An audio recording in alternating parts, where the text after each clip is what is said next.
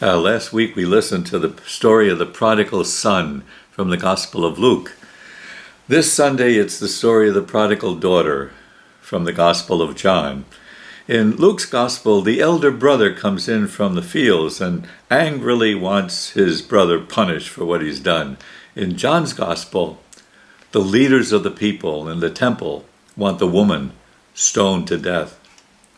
They don't understand mercy and forgiveness. Jesus is celebrating the Feast of Tabernacles, John's Gospel says, an autumn feast, thanking God for the harvest just gathered in. God's given rain and good weather, water and life have brought life. At this feast, Jesus says God sends the human family life through him. He's living water, bringing life. He's the warm sun, bringing a harvest beyond what anyone could imagine. And when he says that, the leaders of the people begin looking for ways to put him to death. He claims too much. They bring a woman caught in adultery, and they ask if she should be stoned to death for what she's done. That was the law.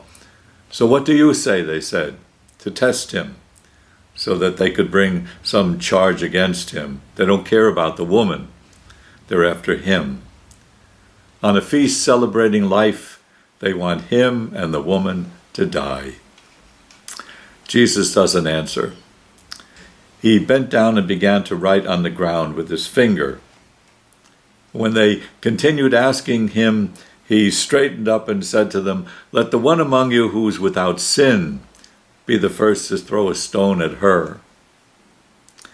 Now, what was Jesus writing on the ground with his finger? Now, we don't know. It was likely an act of utter disgust at what they were doing to the woman, treating her as if she were nothing. So he says nothing, except finally, "Let the one among you who's without sin be the first to throw a stone at her." And in response, they went away one by one, beginning with the elders. The story has a beautiful ending. The Gospel says, "So he was left alone with the woman before him." St. Augustine comments on that moment.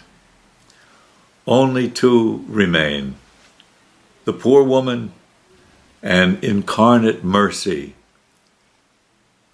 The poor woman and incarnate mercy. Then Jesus straightened up and said to her, "Woman, where are they? Has no one condemned you?" She replies, "No one, sir." Then Jesus says, "Neither do I condemn you. Go, and from now on, do not sin anymore." Now, this story occurs in John's Gospel before Jesus is put to death. It says that God wants people to live, not die. God respects people no matter what.